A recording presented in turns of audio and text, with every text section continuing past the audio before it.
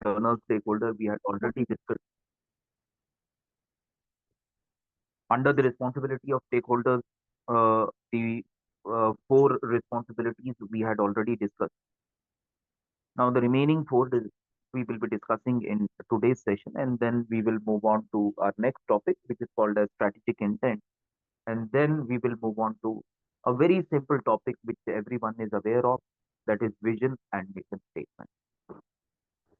So, in today's session, we will try to complete these three topics. So, responsibilities of stakeholders. Under that, we will start with compliance.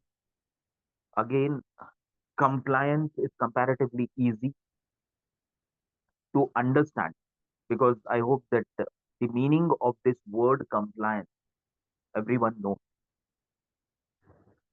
Compliance is following the rules and regulations which are prepared under various laws. For example, one of the major law which regulates the rules and regulations of companies is the Companies Act that everyone is aware of. In second semester, we had discussed in legal aspect of business in detail about the Companies Act. So that Companies Act has certain rules and regulations which are to be followed. For example, every company has to take care of provident fund of the employees, gratuity of the employee. So there are certain rules and regulations that within this state, every company has to credit the amount under PF fund of the employee of that particular company. Similarly, the gratuity rule says that whenever the employee leaves the organization within a particular period, the gratuity is to be credited to the account of the employee if he or she has served minimum 5 years in the organization. Now, following these rules and regulation is called as compliance. So each and every company has to comply with the rules and regulations, and that is called as compliance. That is comparatively simple. Next one is advocacy. Advocacy talks about ethics, that each and every company has to follow certain ethical principles. One of the primary objectives we all are aware of each and every company is to earn more and more and more profit. That is one of the primary objectives. When we talk about advocacy, each and every company should advocate the interest of the employee. They should keep the interest of the employees ahead of profitability.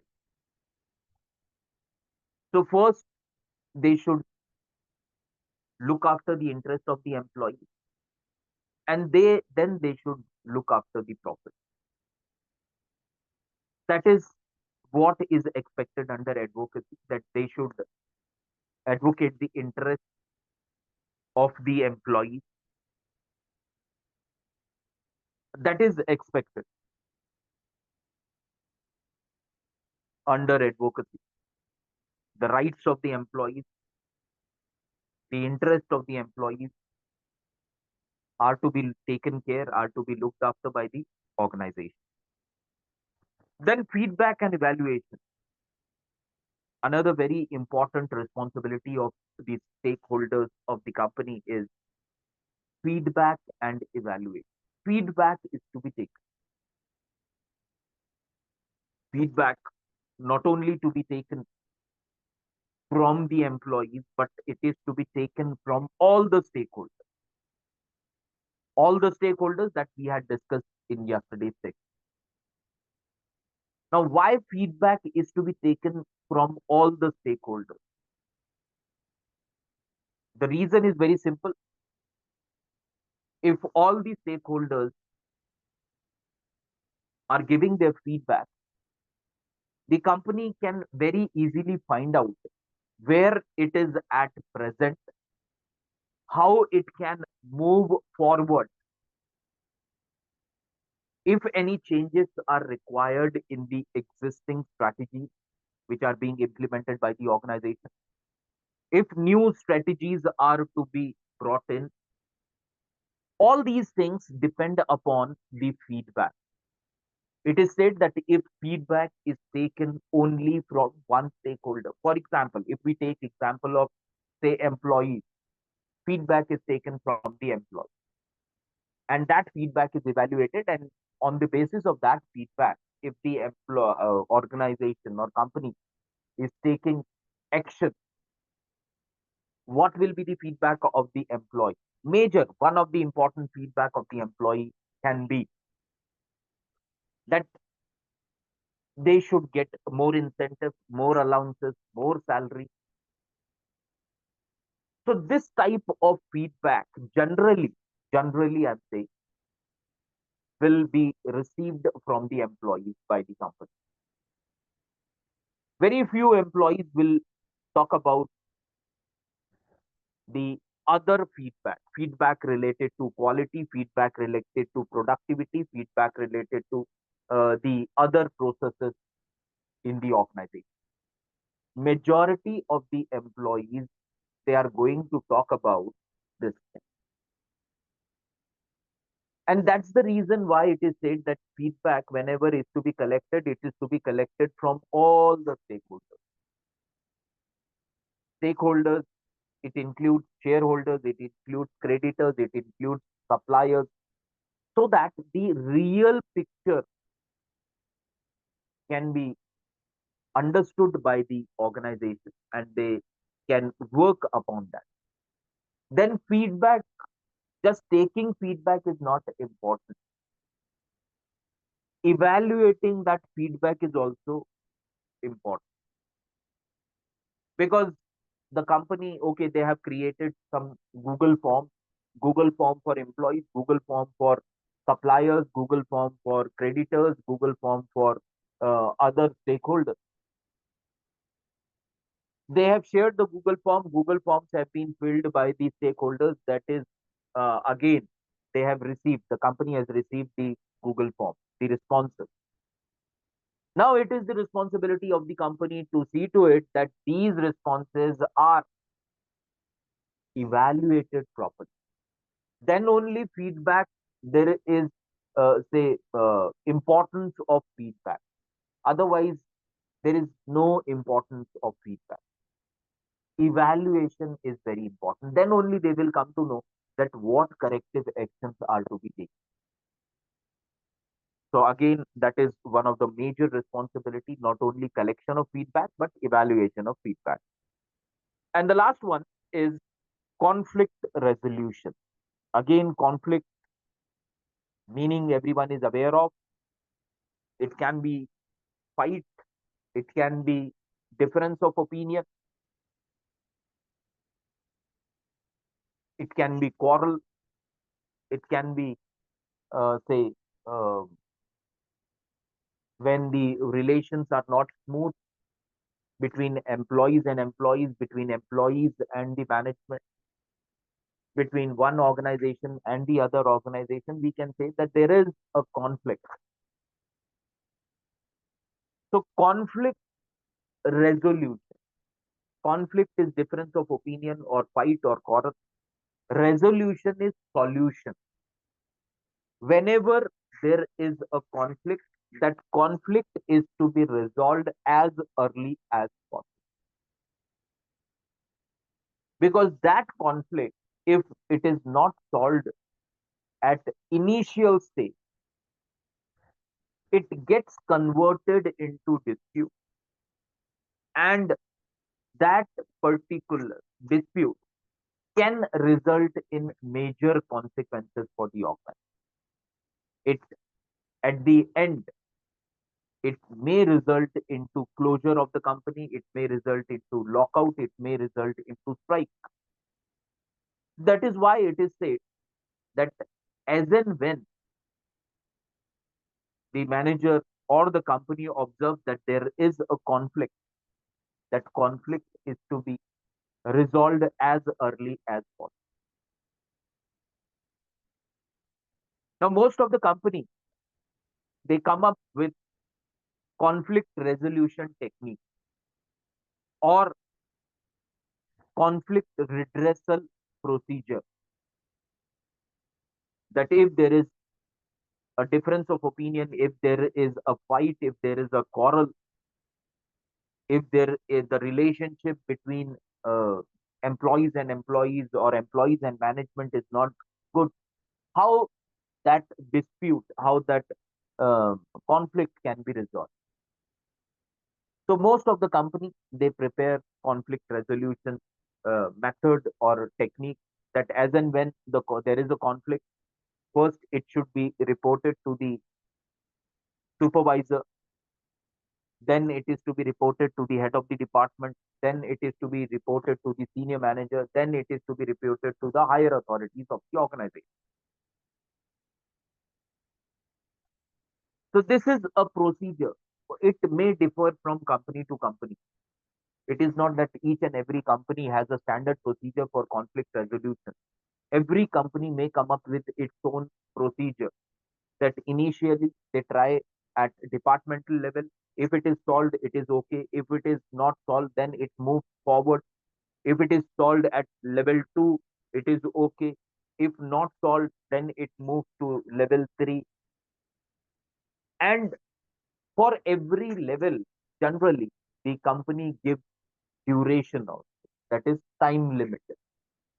That at department level, it is to be solved. If the problem is related to incentive or some salary issues are there, that issue is to be resolved within a period of say 2 days.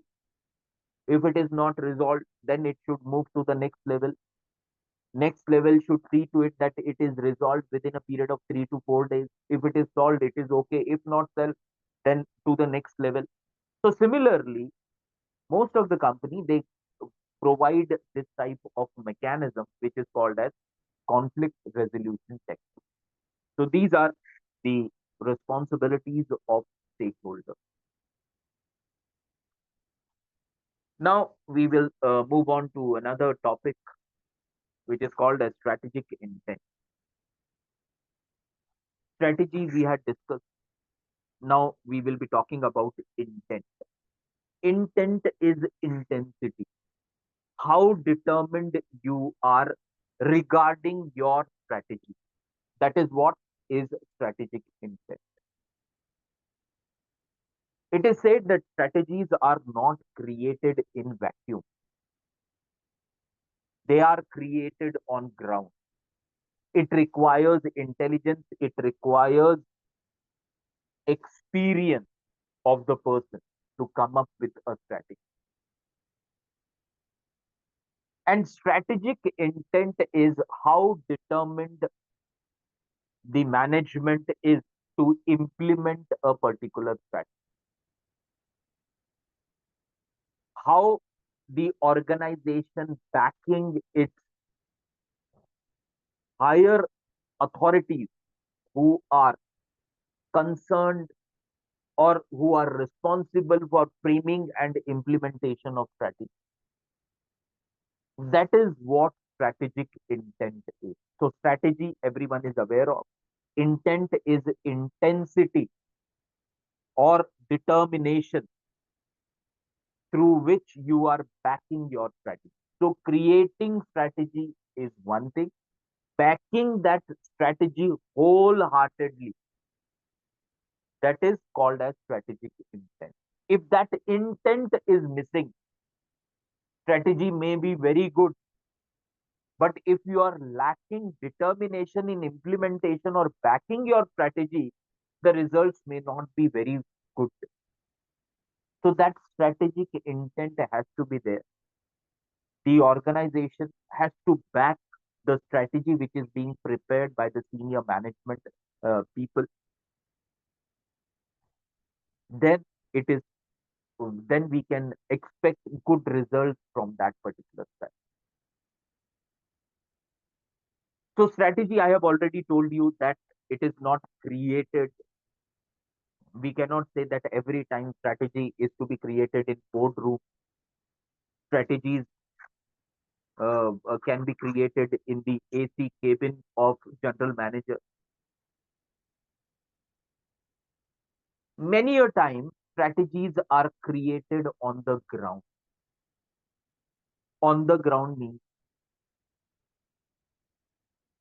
at actual places or outside the actual places.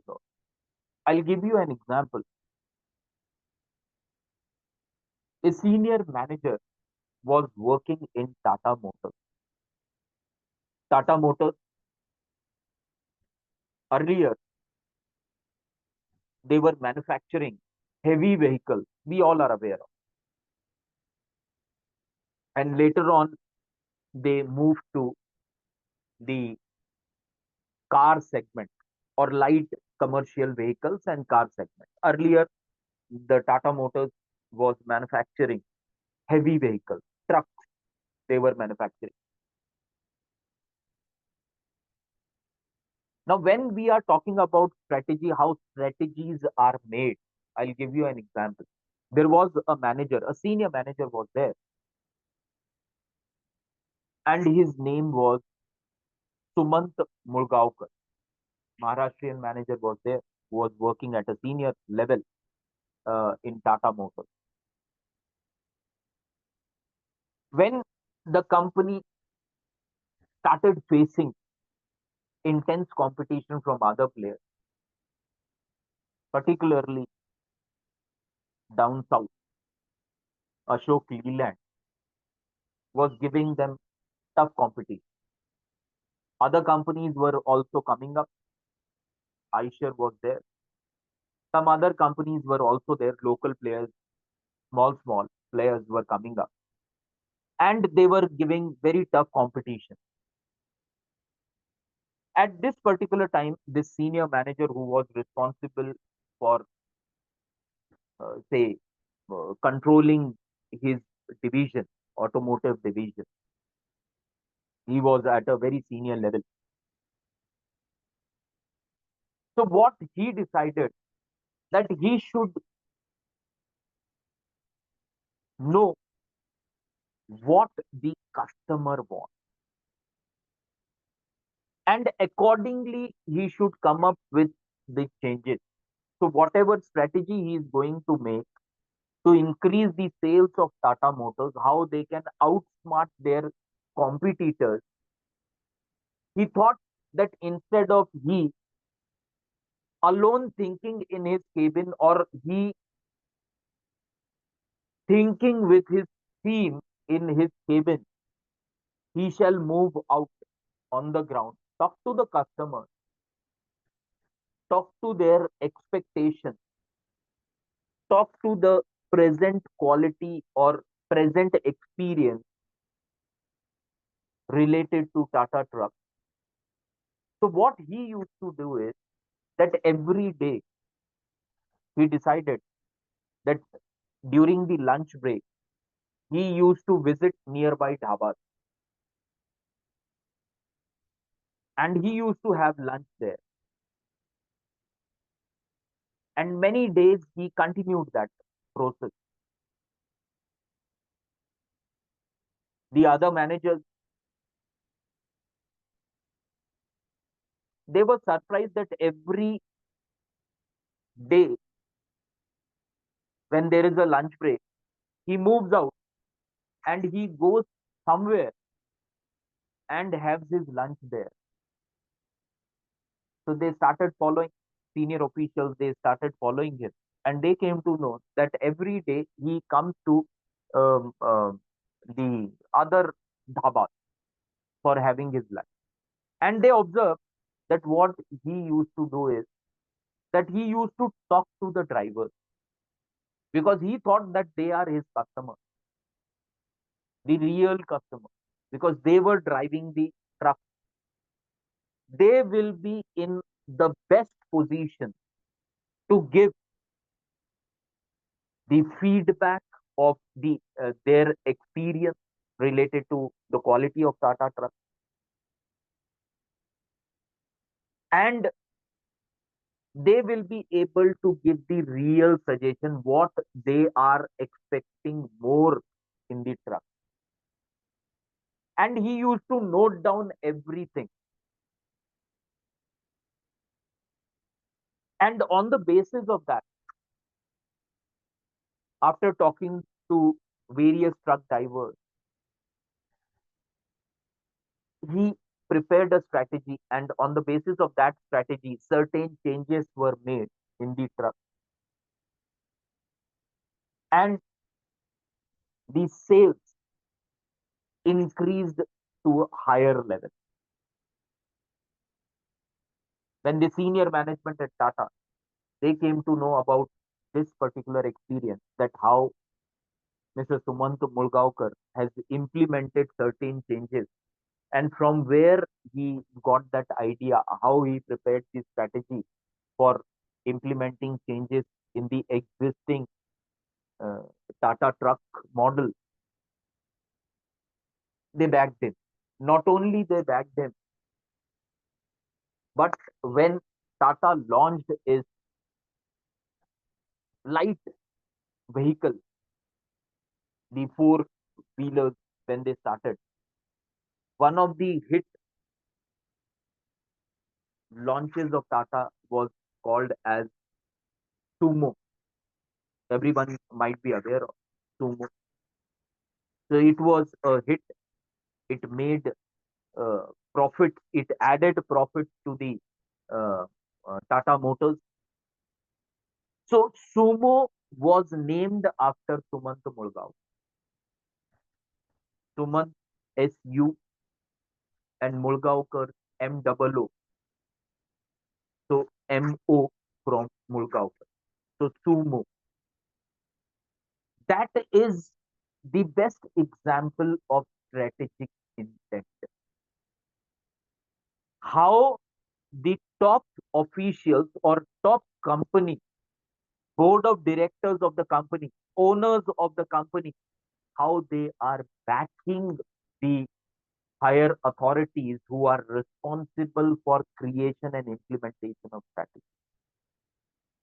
That when you come up with a vehicle, a new vehicle is given name of a senior official who is responsible for a great strategy implementation. And that strategy has given very good result, productive result, profitable result to the company. Company comes up with a car and names that car uh, on that particular person. That is known as intent. That how uh, determined the company was behind, or how uh, uh, con- intensely the company was backing its officials. Now the other officials, now after Sumant Mulgaonkar, when he retired, the other people who would have taken his position.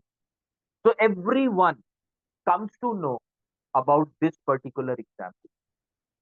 So the senior people, when they are preparing strategies, when they are implementing strategies for the betterment of the organization, everyone puts its heart and soul into it. Why? Because they are aware that the entire top management is going to be behind them. They are going to give backing to their strategy. So they will try to come up with the best strategy, and that is called as strategic step.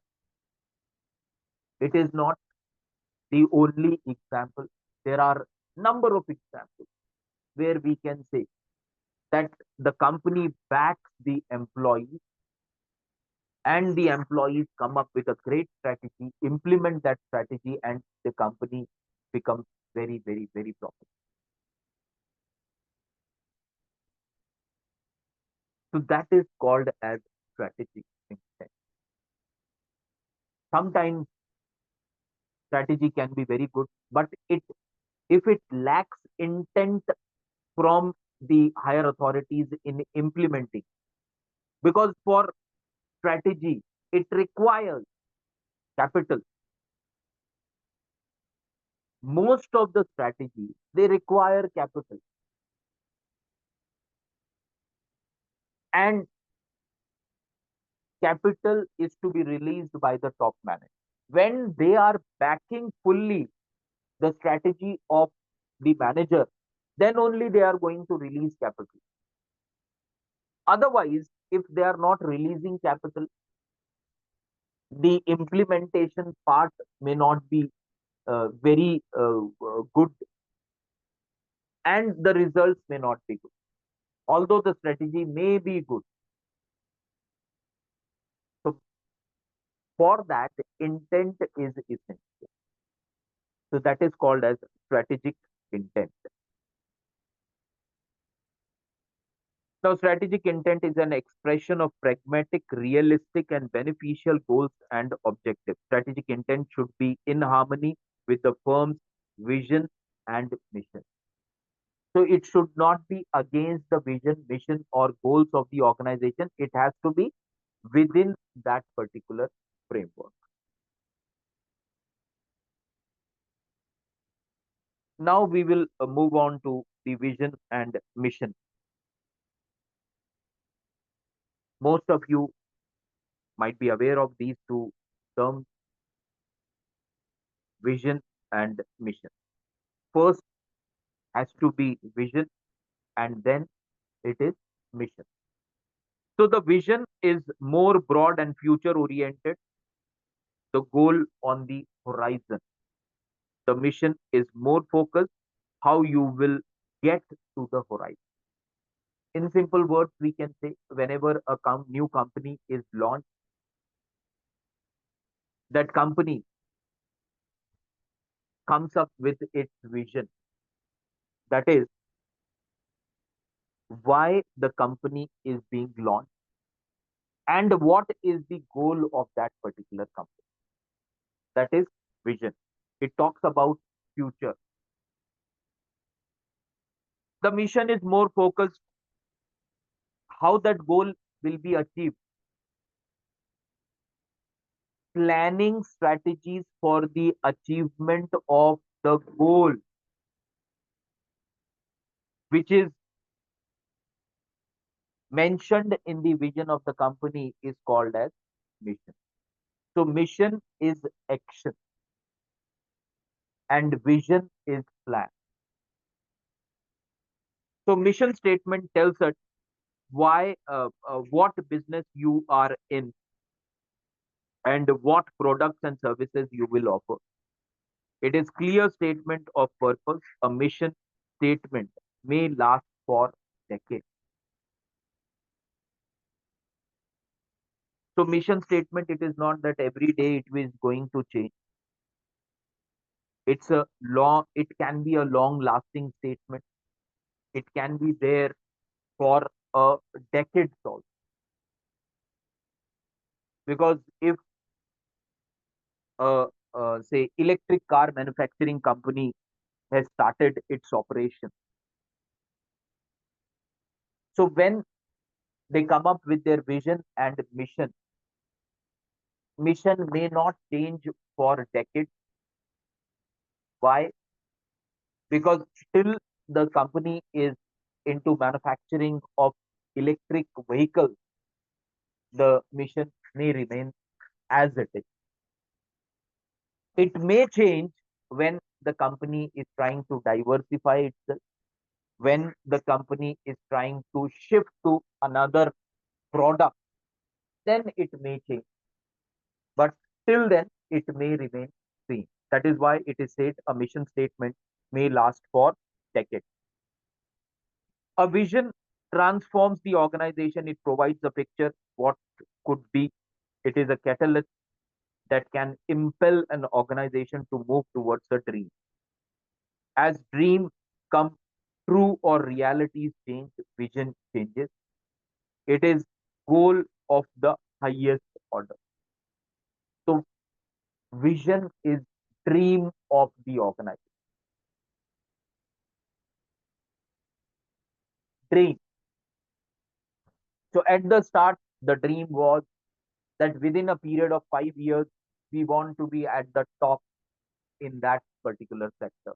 Electric vehicle sector, we want to be at the top, or we want to be at, say, within the top three players in that particular sector. So vision, there can be changes in the vision. Within 5 years, after 3 years, company realizes that it is not possible. So they can change the vision. Minor changes can be there, that it can say we will try to move in the same direction, but instead of 5 years, we will try to achieve that vision within a period of, say, we want to be within that top three in that particular electric vehicle manufacturing sector within a period of 6 years or maybe 7 years. So it may change.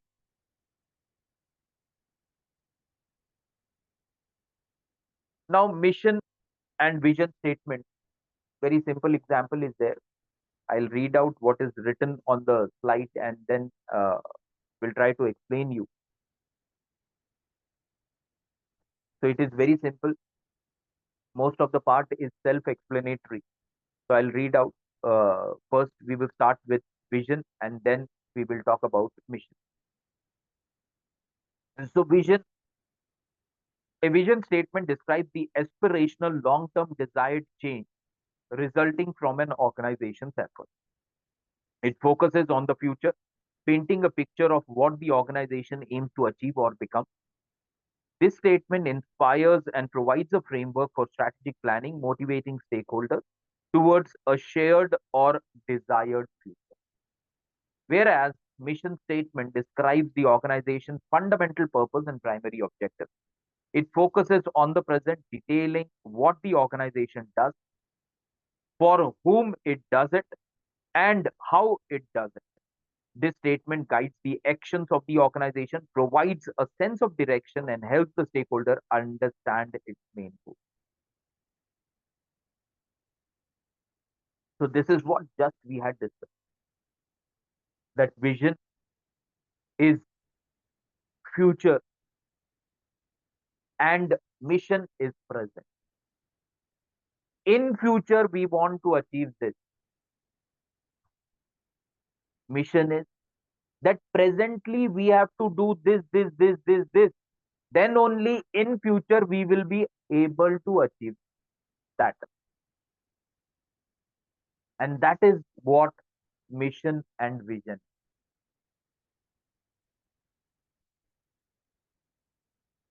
Now, more, what is the difference? More difference we will be discussing it.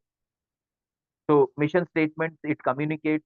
We will start with the vision statements. Vision statements, a future-oriented declaration of the organization's purpose and aspirations. That is what we had just discussed.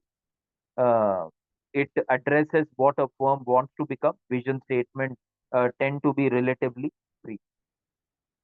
So, relatively brief. After 10 years, we want to be at the top of that particular sector. How we will be, it is to be decided by the mission statement. Under mission statement, it communicates the organization's reason for being and how it aims to serve its key stakeholders. It often integrates summation of firm's values. Mission statements tend to be longer than vision statements because mission talks about present, what we will be doing at present, how we will be doing it at present, so that we can achieve whatever is mentioned in the vision statement that we will be achieving in future. So that is the difference between the mission and vision. So characteristics of a mission statement. We will be now discussing about the characteristics of the mission statement. So broad in scope, does not include monetary amounts, numbers, percentages, ratios, and objectives. Particularly in finance, whenever we are talking about, say, profitability, it's we talk about figures, percentages. But when we talk about mission statement, one of the core characteristics of mission statement that it should not include monetary amount, that we will be doing this. It should not include that we will be doing, say, 100 crore or 10 crore output, or 10 crore output be there for the first year. For the second year it will be 30 crore. For fourth year, third year it will be 50 crore. So that figures here are not required. That is first, fewer than 150 words in length. So it can be 5 6 lines, not more than 150.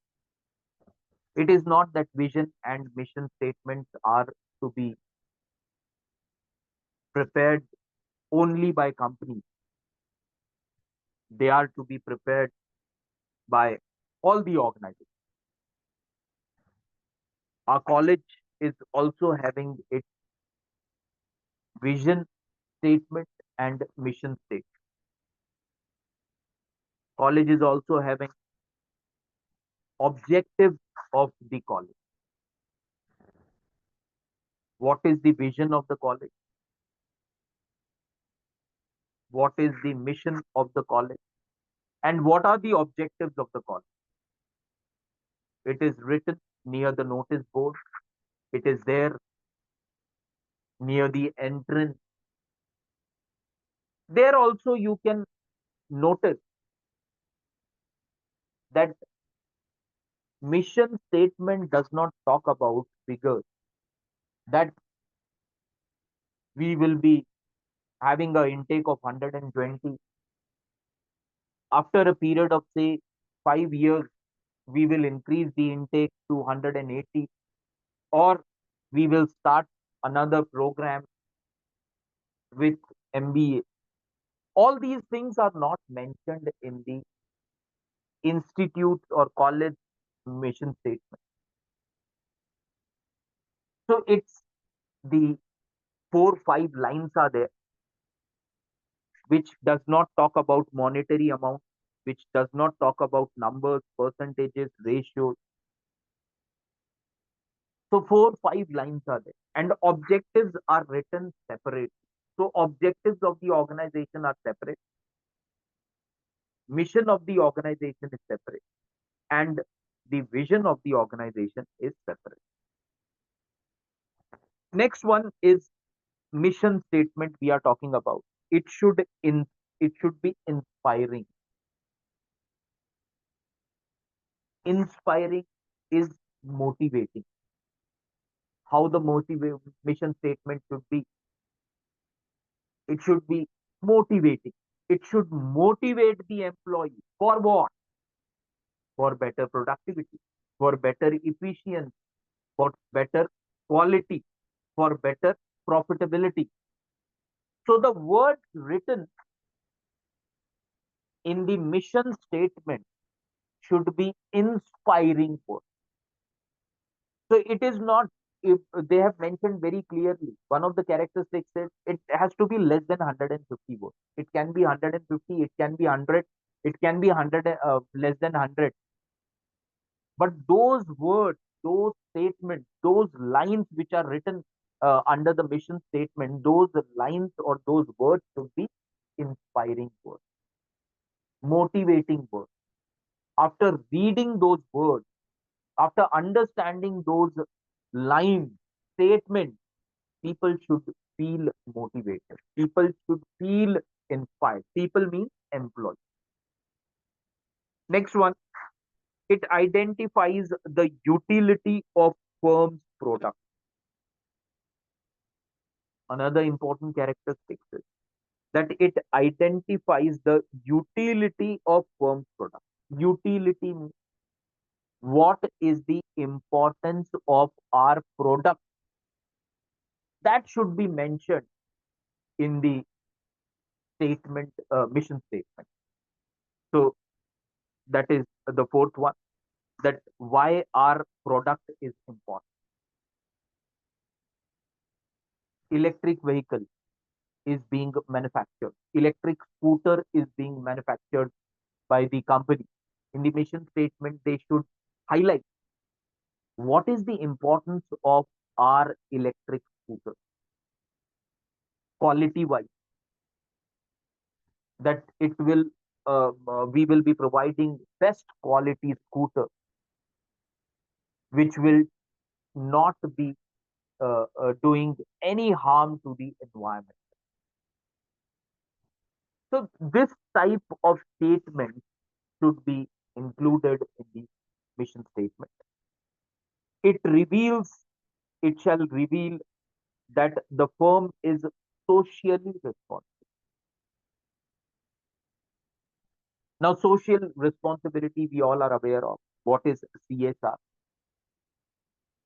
Earlier, we had discussed in the previous sessions also that earlier corporate social responsibility concept was purely voluntary in India.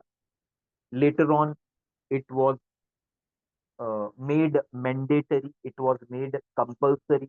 Looking at the different scenarios, the government realized that it shall be made mandatory to all the companies which are earning a particular amount of profit. So they implemented. Now, it reveals, the mission statement shall reveal that the firm is environmentally responsible. Earlier, this term was not that important. I'm not saying that earlier this term was not important at all. Of course, it was important, but this particular fifth point has become more important nowadays because every country, not only India, but every country is now coming up with stricter, harsher, environment friendly rules. They are coming up with this type of rules, environmental rules. So every company has to see to it or has to show that they are socially responsible. How they are socially responsible? By taking care of the environment, then by indulging into various social activities for the benefit of the society, which they are doing under the corporate social responsibility schemes or activities, that they are, say, uh,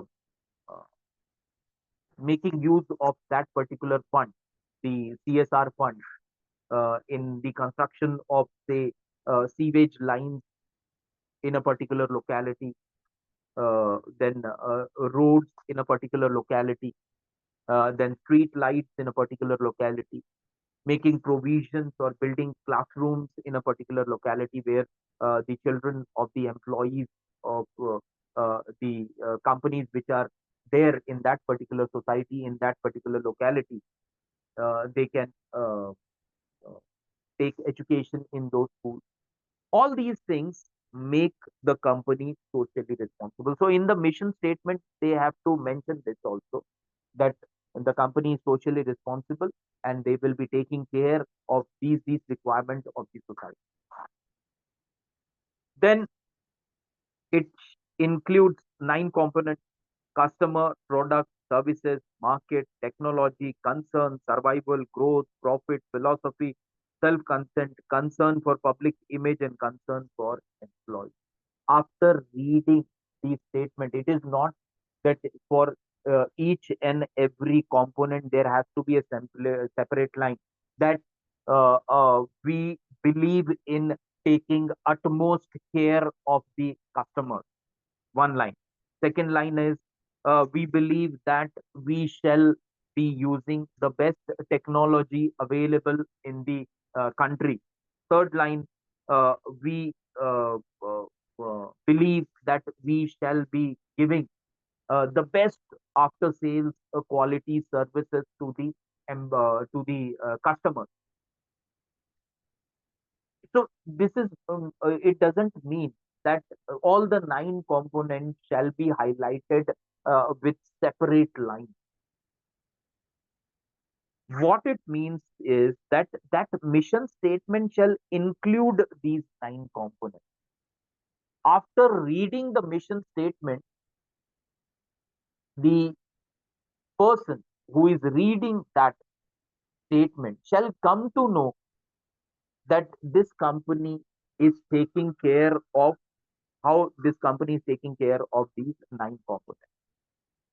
So these are the general characteristics of mission statement, or they are considered as ideal characteristics of a mission statement. It is not that each and every company has to come up with the mission statement on these lines only. These are the general lines, ideal lines uh, on which the company shall come up with its own mission statement. But it is not that it has to be uh, the same. Next one is reconciliated. It should reconcile. It should go hand in hand with the mission vision statement, and that is reconciliation. It has to be enduring. In the last, when we were in the last slide, when we were talking about that uh, uh, mission statement go unchanged for decades. That is what enduring means. That once you have come up with your mission statement, generally these statements, generally, I'm using the word generally, these statements are not changed very often. It is changed when the top management of the company is changed, or when they have completely revamped the strategy. The complete strategies have been changed. They have shifted to some another strategy because they have come to know that these strategies are not working. So they have shifted to some other strategies, and they have started following those strategies, or the entire management has changed. New management has come up with new strategies. At that particular time, these statements can change. Otherwise, they are called as say statements which remain unchanged for decades, and that's the meaning of enduring.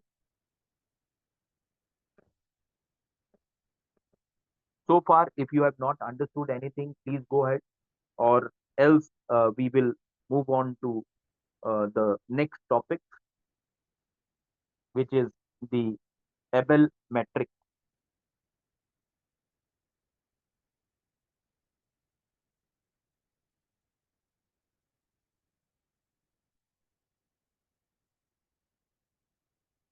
Okay, I hope my voice is clear to all. Yes, sir. Thank you. So, what is Abel metric? First, I'll read out what is written on the slide, and then we will discuss. It revolves around three things. One is customer needs, you can see on the slide, then customer groups, and then technology. So Abel Matrix is a three-dimension tool, most often is referred to as a three-dimensional business definition model. This model is used to analyze the scope and operation of a business. This may include areas such as technologies and products a business operates in the market or the audience that it targets.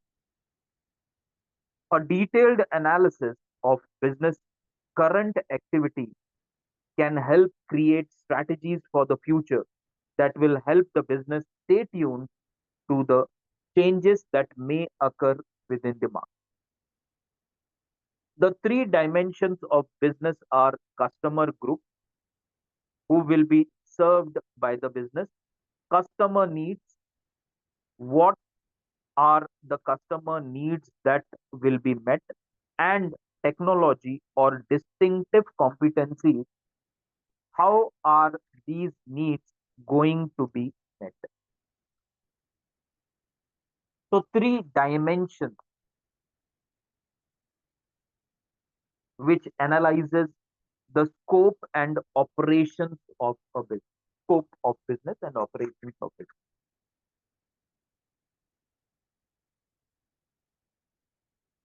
Very simple three dimensions are given: customer needs, customer group, and technology. We will start with the customer group. The organization here is trying to focus that the product of the company will be sold to which customer group.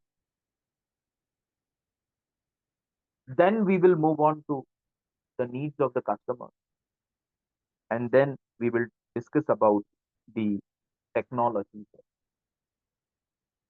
Now here, how an organization can be successful by focusing on these three key dimensions.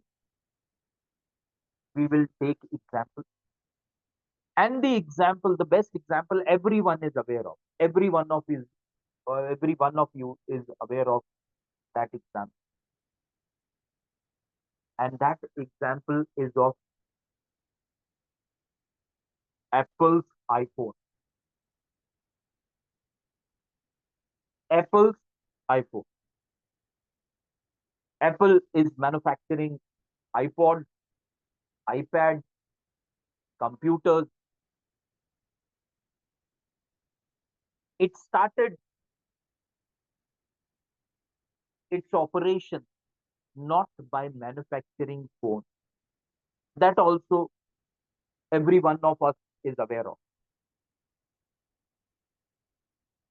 It started with manufacturing computers.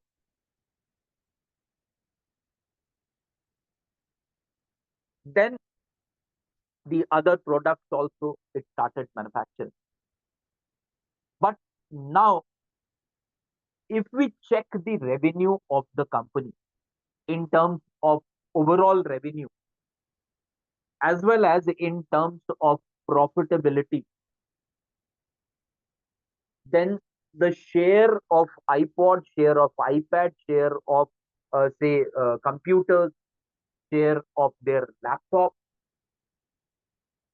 all share put together, and if you keep that share in one part, and on the other part, if you combine the sale of their iPhone, we all are aware that which is more. The company was able to focus on dimensions,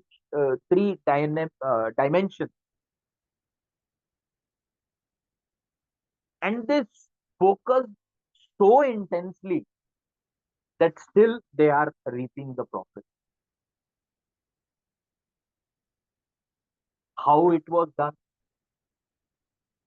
They started with iPhone 1, iPhone 2, 3, 4, 5, 6, and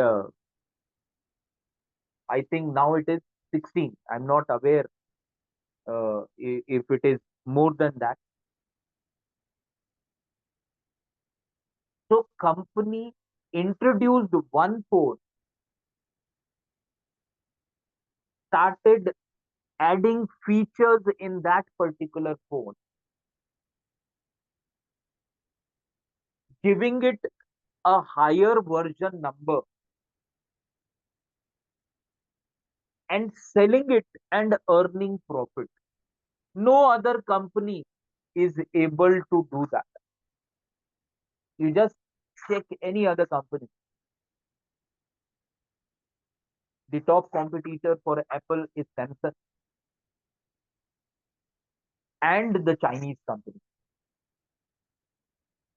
Earlier, Samsung was the only company which was giving tough competition to Apple. But now the Chinese companies, the rise of Chinese companies, we all are aware of. Uh, whether it is Vivo, whether it is Xiaomi, whether it is Redmi, or various other companies are there which are giving tough competition.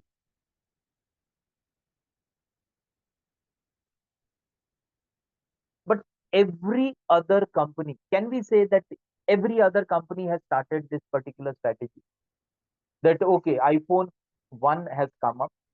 Now they have added two more features or one feature and they have introduced iPhone 2, then they introduced iPhone 10, then iPhone 14, then iPhone 16, iPhone 15. Uh, according, can we say that we are seeing that Chinese companies are also coming up with this? That Vivo 1, Vivo 2, Vivo 3, Vivo 4, Vivo 10, Vivo 15, Vivo 20. So this we are not seeing in any of the company except one company which is called as iPhone. Because that is the company which has done a thorough research on on what will be their customers group. They have conducted a research that who will be their prospective buyers,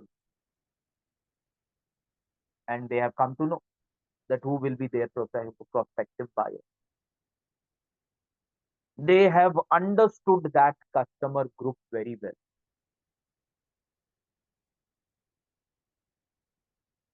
Earlier, there was a company called BlackBerry. You might have heard the name. That company also analyzed this three dimensions. And in the advertisement itself, they focused on the customer group.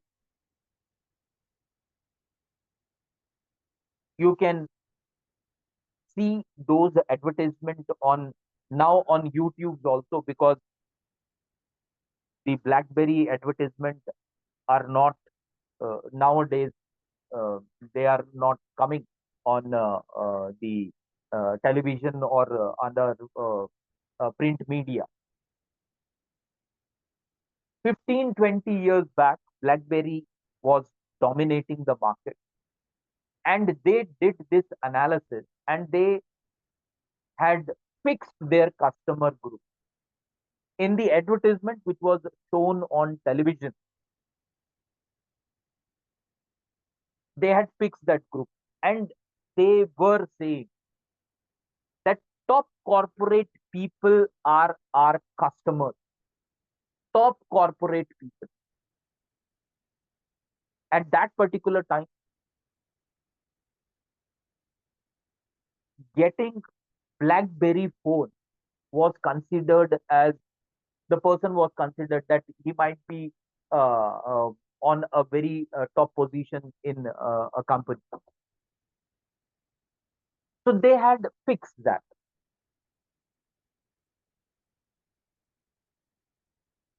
Okay, the remaining example we will be, because we are moving out of the time.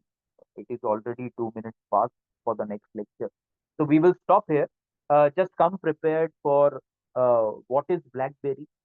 Try to search on Google how successful it was early.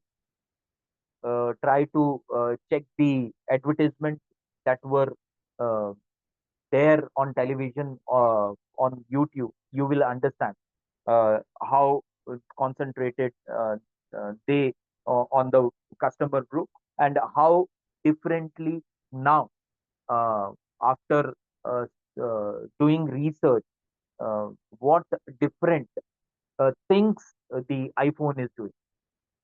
So that Abel metric we will be remaining part we will be discussing in the Monday session.